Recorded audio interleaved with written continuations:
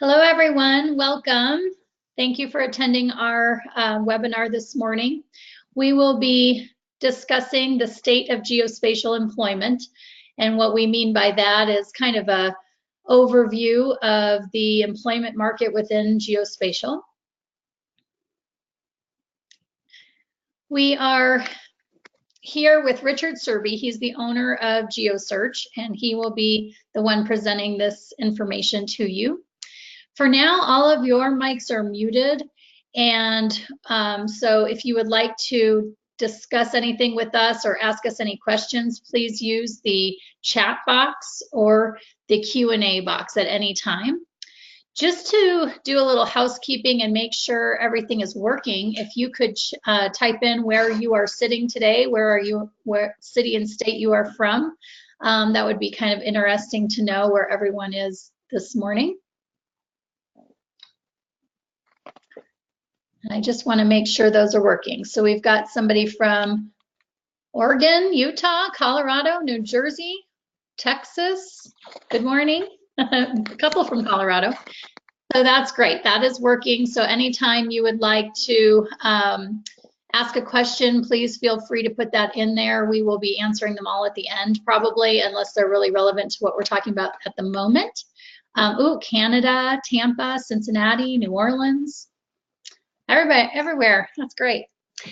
So the first thing we're going to do is launch a little poll as well, just to get an idea of who our audience is today, where you are in your career path, anywhere from entry level to mid-level, senior level. So if you wouldn't mind selecting the category that best represents your station in life at this moment, that would be great.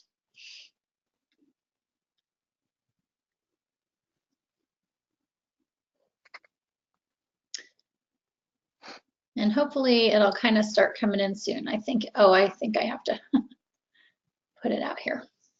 Okay, so I'm seeing as the results are coming in, most of our audience, Rich, is in the mid to senior level career station right now. We've got some students, a few students and a few entry level people, but for the most part, mid to senior level career people. So good. I will turn it over to you, Rich. Okay, thank you. My, what a good looking group you are. You didn't know we had cameras. Actually, I probably met many of you in meetings and so forth over the years. So I know you're a good looking audience. I would like to go ahead and start with the good news as it relates to the overall economy. The good news is often measured by large purchases such as homes, automobiles, refrigerators, and that kind of thing. And where we sit nationally right now is that auto sales are up slightly from 2017. And 2016 was a record, 17.5 million. But automobile sales continue to be strong, and that is an indicator that we are in a robust economy. The sales of homes increased 17.6% from 2017, and that is a significant increase in home sales as compared to many other years, another indicator that we are in a strong economy.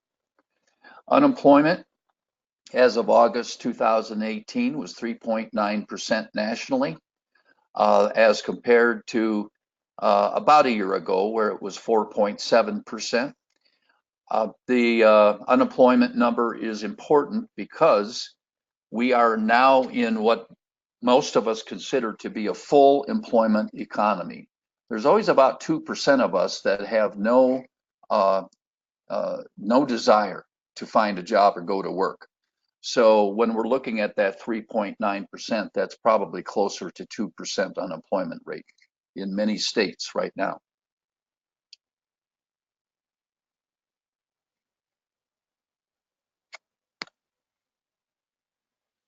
Putting unemployment in perspective, as I said, the national unemployment being 3.9%, those states that are below that number include Hawaii at 2.1, Iowa 2.6, North Dakota 2.6, New Hampshire 2.7, Colorado 2.8. And as you can see, very low unemployment rates across the board. And with regard to these states, they are among the lowest.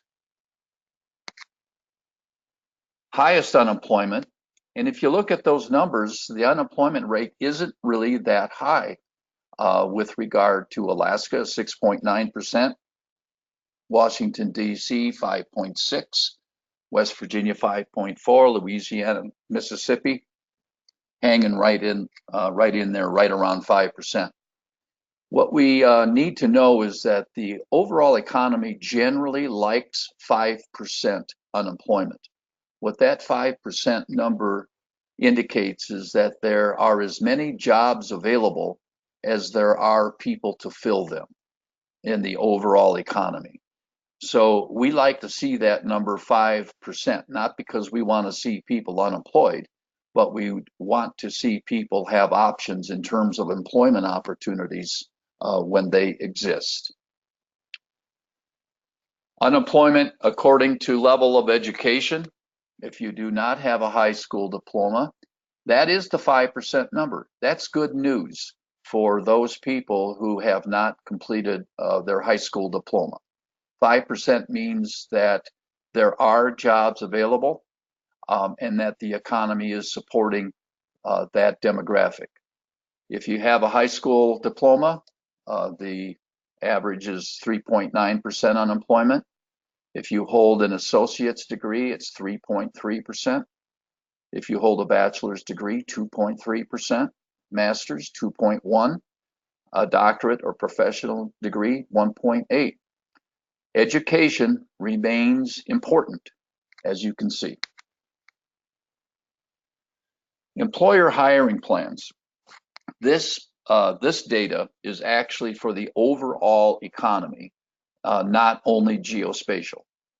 This is the overall economy. 44% of employers plan to add full-time permanent positions and hiring in 2018, up from 40% last year. 6% expect a decrease in staff levels, down from 8% last year. 45% anticipate no change and 5% are not sure. Filling these positions, however, could be a challenge because the economy is so tight in terms of the employment market that nearly half of human resources managers currently have jobs that they cannot fill because they cannot find qualified talent. And 58% reported they have jobs that stay open for 12 weeks or longer.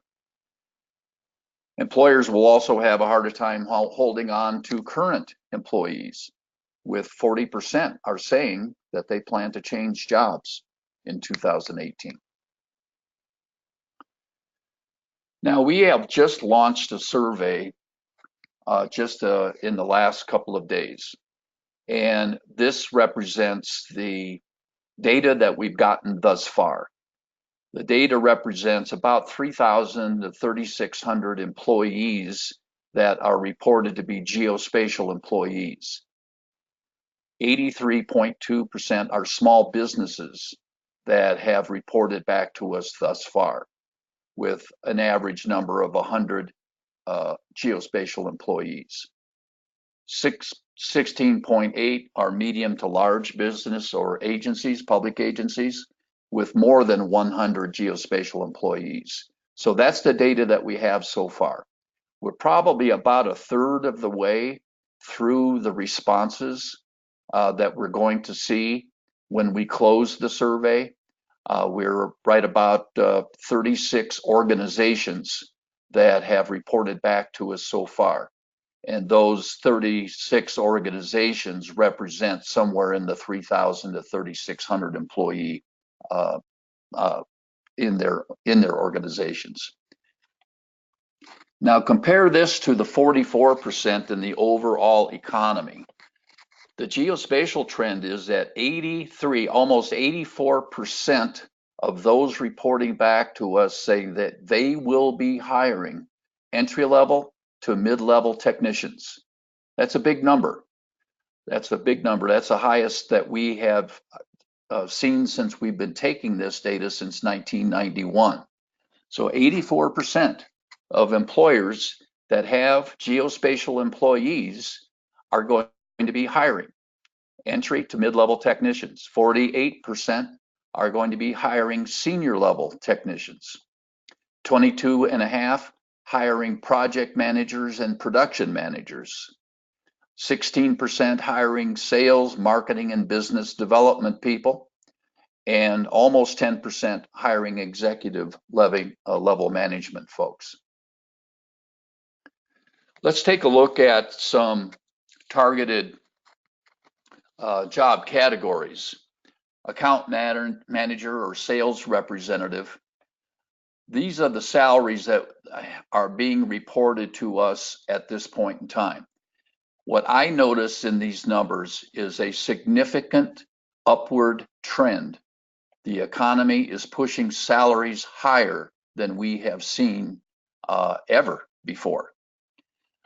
For instance, 3% would pay $49,000 or less for a base salary for a sales representative or account manager. Just about 6% would be paying in the $50,000 to $50,000 base salary. That does not include commissions or bonuses or anything like that, just base salary. 8.8%, 60 to 69,000 base salary. 20.5%, 70 to 89,000 base salary. And that same number, and this is the one that surprised me the most, that 20.5% are saying that they are paying $100,000 or more in base salary, not including commissions. This is a surprising number. This kind of blows the top off of anything that we've seen before. So we do know that this market is causing wages and salaries to be pushed upward. Production managers and project managers, almost 12% are paying in the 60 to 60,000, 69,000 base salary range. Again, this does not include any kind of bonus or incentives or profit sharing or anything like that.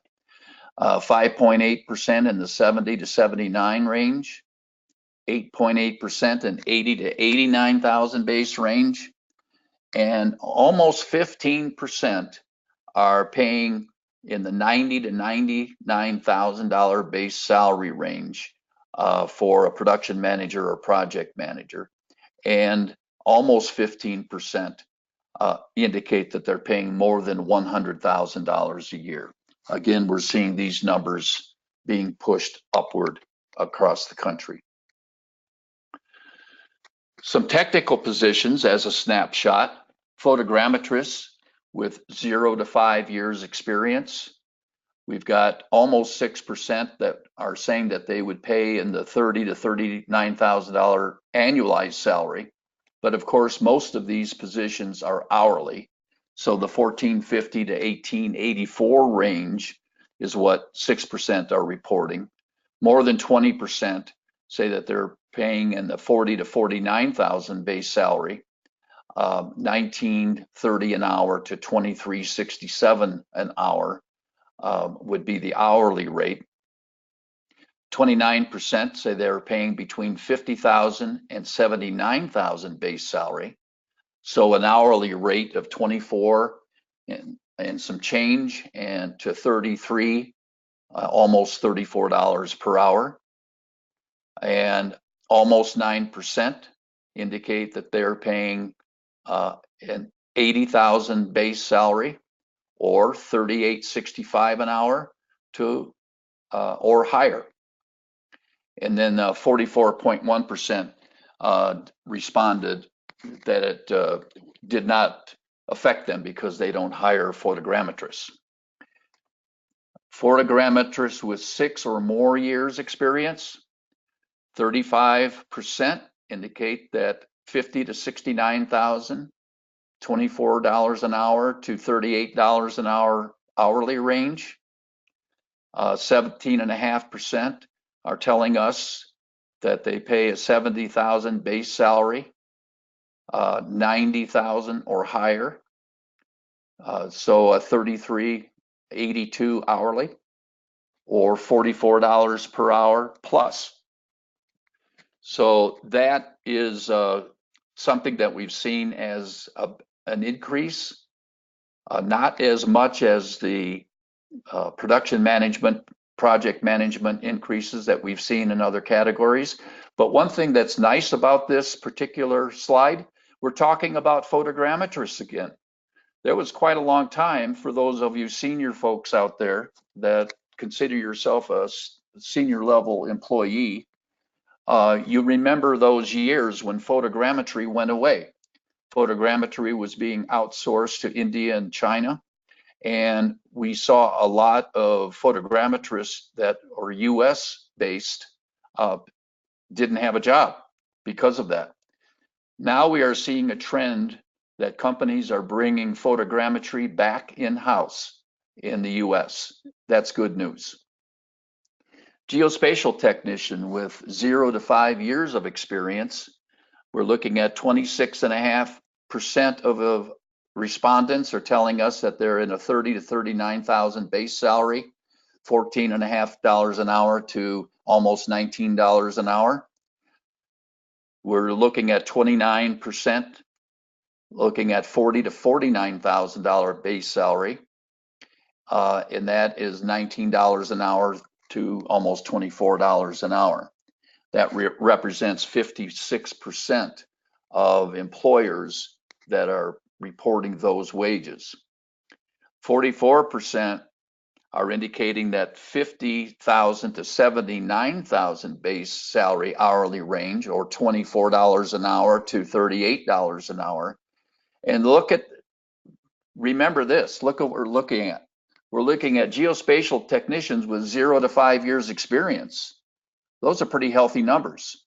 And that's good news for those that are looking for positions in that 0 to 5 years experience range.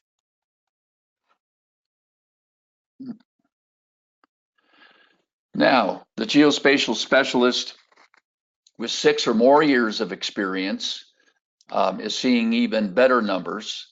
There are no numbers in the $30,000 range for this group. 23.5% are reporting 40 to 49,000 base, or $19 an hour to $24 an hour generally. More than 17% are reporting $50 to $59,000 base salaries in this 6 years or more experience range. So 24 to 28.50 an hour. That same number are reporting 60 to 69,000. $29 an hour to $33 an hour. 14.7 are looking at 70 to 79,000 base, $33 to $38 an hour, and 11.6, 80,000 or higher. So wages of 38, 65 or higher. Why is this important? Well, you all know out there why this is important. The reason is, when you are an hourly worker, you are subject to overtime. So there are a number of you out there that know that you oftentimes work a 50 or 60 hour a week, and those overtime numbers are not included in this base salary and base hourly wage information. So it is a good thing to be paid hourly when you are in this economy.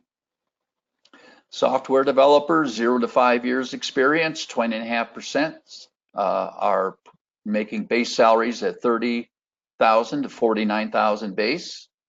So $19 to $24 an hour generally. That same number report of $50 to $69,000 base salary. Average wages, $24 to $33 an hour. 29%, $70,000. Or more than $80,000. So $33, $34 an hour to $39 an hour or more. Again, the software developer positions have always been strong with regard to hourly and base annual salary figures. Software developers are the folks that are creating new technologies or improving existing technologies, and they are very well paid. A software developer with 6 or more years experience, 35%, or in that $60,000 to $89,000 base range, or $29 to $43 per hour or more. 29% are in the $90,000 or more, 100,000 base salary, so $43.50 an hour, $48 an hour or more. So software development, if you're looking to stay technical, is a lucrative career path. If you do not seek to be a manager, you want to stay technical, look at increasing your programming and software development skills.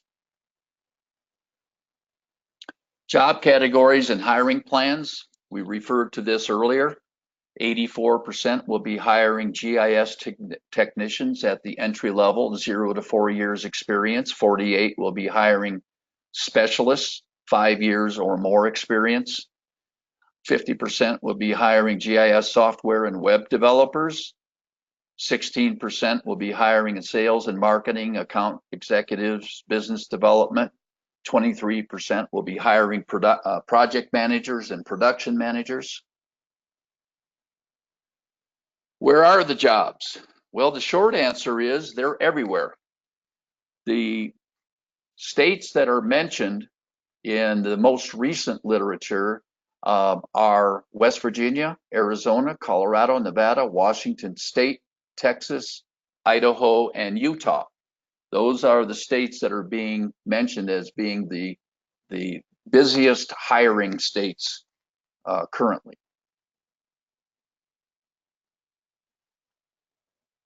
So we're going to launch another poll.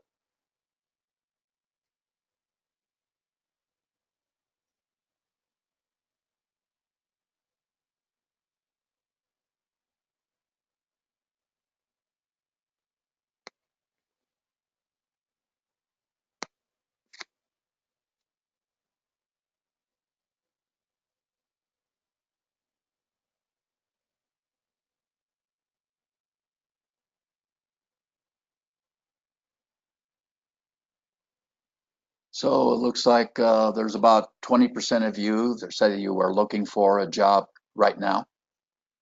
I need a new job right now, 4%.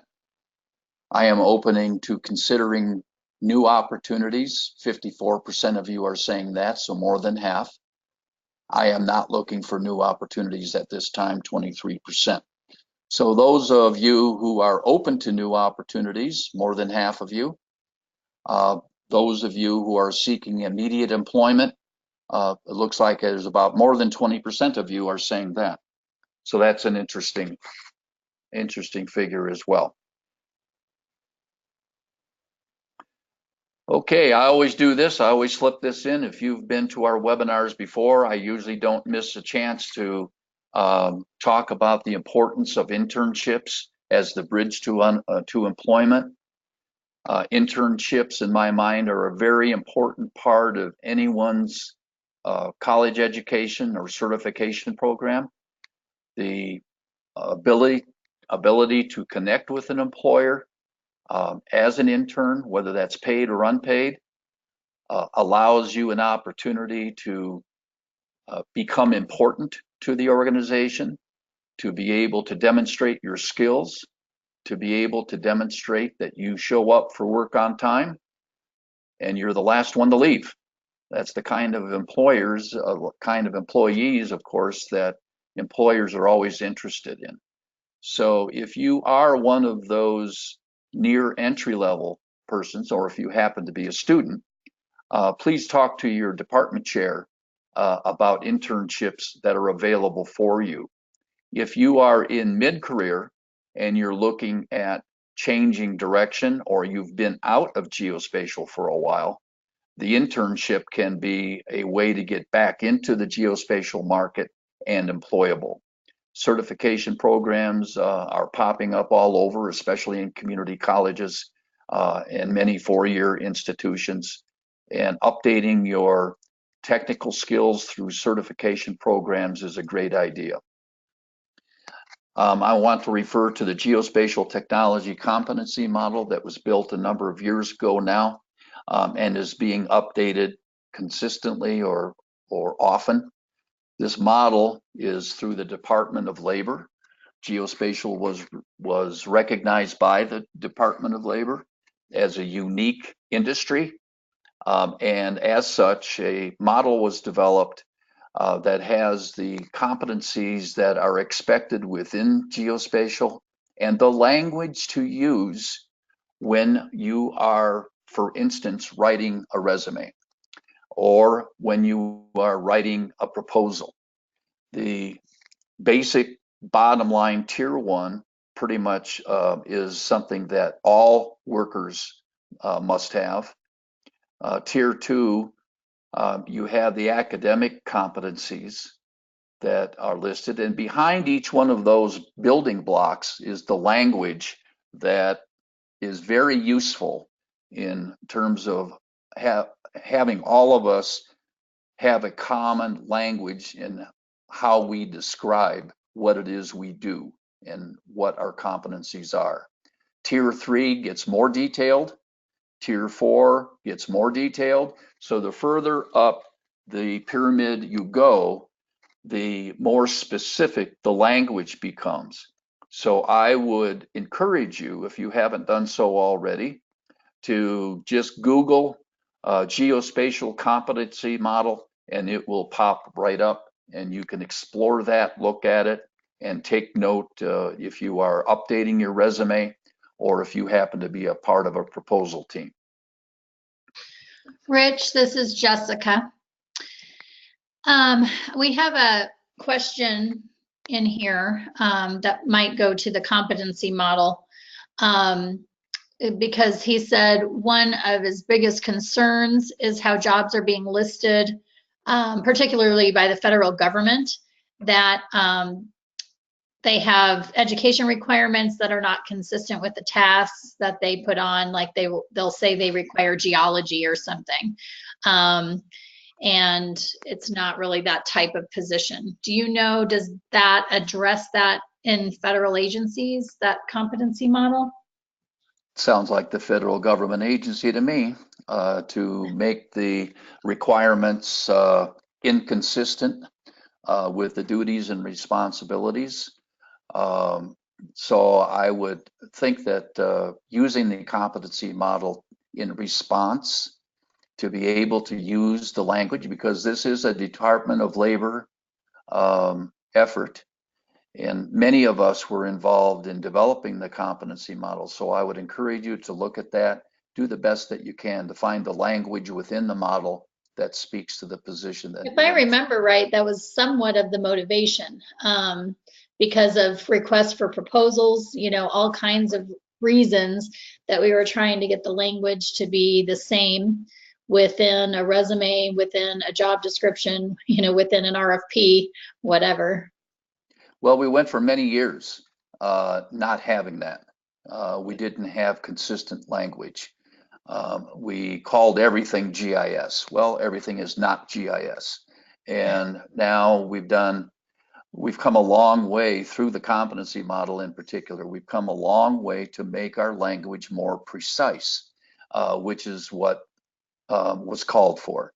So if you're responding to any job opportunity, whether that's a commercial company or whether that's a public agency or the federal government, I think that you'll find the language within the competency model to be very useful. Right.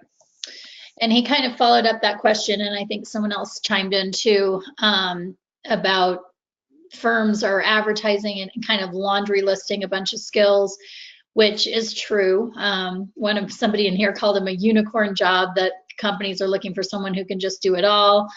Right. We work with our employers a lot on, you know, what is the most important thing.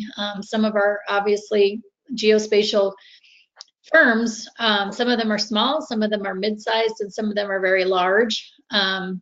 Typically, the larger you go, the less diversity in a role in terms of what they are looking for in the skill set. But as firms get smaller, we do see, you know, yes, I need somebody who can build a database, transfer all that data into ArcGIS, you know, and then create some kind of magic product. So, and we do have candidates who do all of that as well. So, but it does obviously need to be within a vein and in a domain too. Sometimes employers will be pretty clear about their priority with regard to skills and experience. And sometimes they will not be very clear about what the priority is, and they just put the entire laundry list out there. Yeah. Now, when we're dealing with a client that has done that or presented us with a job description that they just threw everything in the same wash tub, we will ask them, if I can get 75% of these, which 75% do I need to be paying attention to? What are your top priority skills and experience that you need, and which are less important if we're going to show you a candidate? You can ask an employer the same question. If you know who that employer is and you're able to communicate with them, which of these skills is the most important for you, for me to possess? Right, right. And I think sometimes just digging in a little bit more into their organization, if it's a position that you're really interested in, especially if you're mid to senior level, you may get an idea of what's going to be the most important, who their end client is, if you're pretty familiar with it. He mentioned some oil and gas companies. We don't work a lot with those big oil and gas companies necessarily, but they may have HR people writing these job descriptions who aren't very familiar with the field. So that could be part of it too. Somebody else asked, I've never seen a better job market in my 20 years of working. Why then do I experience recruiters today acting as though it's 2002 again? I am very well qualified for many jobs, and career coaches have worked on my resume, yet I don't get any recruiters reaching out to me. Well, you're working with the wrong recruiters. You know, we identify ourselves as specializing only in geospatial. So if someone asks us to find a civil engineer, for instance, we may be able to help with that. But we also make it clear to our client that you're likely going to see resumes that have a geospatial component to it, because that's what we do. There are recruiters out there, of course, that try to do everything for everybody, and it turns out they can't do much of anything for anybody. So if you are working with a recruiter, make sure that they have a specialty that makes sense with regard to your career goal or your goals. And we're happy to work with anybody in this audience and beyond with regard to discussing what your goals are, how we might be able to help clarify those, and how we might be able to assist in connecting with the next employment opportunity. This is a very good market to be looking at the next advancement opportunity. And I think too, we may be able to help more than other geospatial or other recruiters to make sure your skills are relevant. Just like in any other economy, there's always going to be some, I guess, skills that aren't as in demand as others, and we can steer you in the direction to add things to your toolbox possibly. That may help.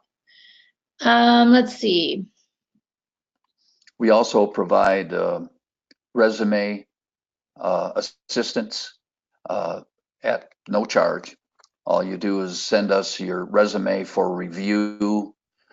You can do that through the chat box with Chelsea, or you can just send one of us your resume requesting that we review it and give you some feedback. And we will try to make the time to do that for you. I have to say that probably in the upper 90 percentile range of people who do this actually have done a pretty good job of writing their resume. I may have a few suggestions for cleaning it up or making it more clear. But I would say for the most part, the folks that we communicate with have done a pretty nice job of developing their resume. But we're happy to look at them. We're happy to review them and give you some feedback. And I think we do have somebody asking if they could get a copy of the slides to present to their community college, which Yes, everybody will have yes, access. if you can email Rich and we'll give you that contact information at the end. He can send you these slides. Sure. Yep, right. And then I think, there's another question here, and I know I've talked with this candidate before regarding some of the jobs that he's applying to. The employers are letting them know that they're waiting for more applicants in order to even move forward with the job description. Likely that's some kind of compliance issue that they either have within their organization, or it's a government agency and it's like you cannot hire for this position unless there has been at least 10 applicants and 3 interviews. Sometimes it's a compliance issue. We don't see that being a widespread issue. Most organizations are free, if they only have 1 or 2 applicants, they're free to make a choice. Depends on what they have either as an internal policy or what they need up for the contract compliance or whatever. So I think that could be the case, of course. And applications are slow right now. The job, yeah. They may be kind of in a corner because they are, by regulation or by policy, they have to review X number of resumes before they make a decision. But we make it clear to our clients now, if we're in a 2 to 3% economy unemployment rate, that means we may only have 1 or 2 people to show you who are qualified and interested in. We can't guarantee that you're going to see 6 or 8 or 10 qualified candidates who are willing to look at the position. So this is a very tight market. It is in the favor of the candidate. So if you are making yourself available for positions, you are in a stronger market for negotiating wages and all of that kind of a thing than you have been in previous employment markets. It's very tight. We explain that to our clients, and sometimes I'm only able to show a client 2 people who are qualified and interested. That is a tight market. Yeah. And then we have one other, which I think almost goes to the same thing. What about long distance jobs? Most of the employers don't want to deal with out-of-state applicants. Again, they're getting more flexible than they have been in the past. If you are out of the country, because I know I did see some responses that are out of the country, it is very challenging right now for any kind of visa sponsorships, even TN visas. I just had a client report to me they've had 3 people denied at the border for TN visas, which has never really been an issue.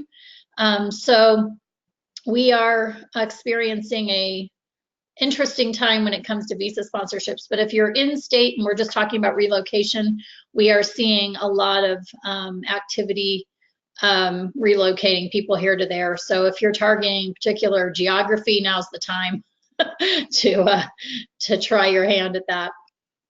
Yeah, and those positions that could be worked remotely are employers are becoming more flexible for those as well. There are some technical positions that can be worked remotely. Employers are considering those more often than they used to consider those. It's always been true in positions such as sales and marketing, where a sales representative just needs to have access to a major airport and may work from a home office. That can be true for technical positions as well, in some instances, not all. But it is a time for employers to begin considering other options other than reporting to the headquarters office every day. Somebody, well, they commented that they paid $250 to have the resume professionally written. What are your thoughts on that? That's too much.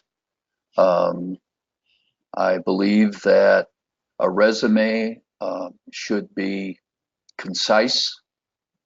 It should be very easy for a person to get through in about 30 seconds so they can identify the skills and experience that they're looking for quickly.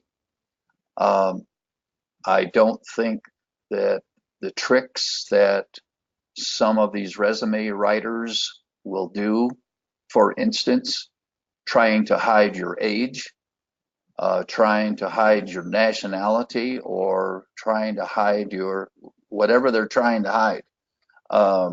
It becomes pretty obvious to most people what it is they're attempting to do. If I have any disagreement or I have a problem with a particular resume, it oftentimes has to do with how jam-packed it is, making it with information, making it much more difficult to read. So a lot of it is how you organize your resume and still be able to communicate your skills and experience in an effective manner. But it also has to be fairly easy to read. Yes, it's similar to what we were talking about with the job descriptions and the kitchen sink method. You really want to hone in on what you are good at, what you want to do, what your goals are with your career, and you may know some other things, but if that's not relevant to what you want to do, you can put it in there when you've done it before, but you don't need to list it as a main requirement. So I think that's one thing. I've said this 1,000 times before, and I'll say it again. The resume is not your friend. The resume Right. is what gets you screened out. Your resume does not get you a job. It is when you get to speak to an actual human being, that's when you get the job offer. So what we try to do with the design of a resume is to make sure it doesn't hurt you in terms of the screening process. Right. How do I present myself from appearing overqualified or more qualified than the hiring manager? I have this conversation with our clients pretty often, and that is, I would rather see an overqualified person and that is willing to accept a position that does not require all of the technical skills, for instance, that they have. But I would rather have that person who is a superstar for 2 or 3 years than to have someone who is not as well qualified hang around for 10 years. So I tend to say there's no such thing as overqualified. What you want is somebody who can come in and hit the ground running and be a contributor not only to the position that they hold, but be a contributor to helping train and bring along other employees as well. Another thing to add to your survey is software development requirement analyst and user interface designer. And that is something that we could consider. We'll make sure we have a note of that. We tend to generalize it because of our small niche. We just, if there are categories that need programming skills, we're almost lumping them together because the salary levels don't tend to be too different. We would love to know, though, if you're seeing those, salaries really be different from each other. So we notice, whether you're a web developer or a desktop developer, we do the user interface type people as well. They tend to be in the same salary ballpark. And you also have to understand your preferred locations and the cost of living involved. So, $50,000 in Boston is not the same as $50,000 in Omaha. So Right. you have to understand whether you are in a cost of living area that is a real challenge, because salaries and wages will tend to be affected by cost of living. Or if you are in a cost of living area that really is pretty comfortable, and purchasing of houses and rentals of apartments and so forth is fairly reasonable, you need to calculate that into the wages and salaries being offered. And I think this may be the last question. Somebody asked if we help with cover letters, and yes, we do, by the way. You can enter your resume for a resume review and a cover letter review at our website, geosearch.com. There's a section to enter, upload your resume there, and somebody will review that. Also, the last question I think I see here is how to keep up with all the technical skills changing. Do you have any suggestions with that? Because most of the certifications and trainings by Esri are pretty expensive. Yeah, they are pretty expensive. There are other online options. There are also community college and four-year university options. I would suggest that you take a look at what your local resources are first, that allow you access to community college or four-year college skill training. Many of those are also offering online options, even if they are local to your community. And just explore the marketplace. Who's doing this sort of training for the most reasonable cost? And I think Depending that on you'll the find that your size of local your organization. What's that? Sorry, depending on the size of your organization, somebody was just telling me that they are bringing some of their GIS people in to learn AutoCAD and vice versa, and not because they are going to be doing it every day, but if they need a project done and they need these people to be able to step in for a few days just to catch up on production, that can be pretty useful. So trying to initiate some sort of skill sharing within your organization can sometimes be helpful too. And if you are employed, ask your human resources manager or your operations manager, what suggestions do you have for me to increase my skill capabilities and make me more valuable to this organization? And you might be surprised that not only do they know what they want you to do, they're also willing to pay for it. Yeah. Okay, well, it looks like we got to most of the questions. We'll put up our contact information here.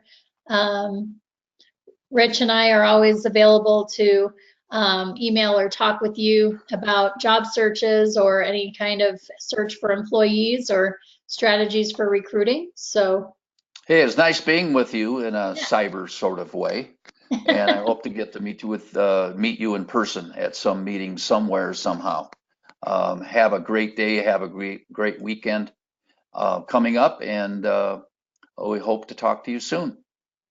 Bye.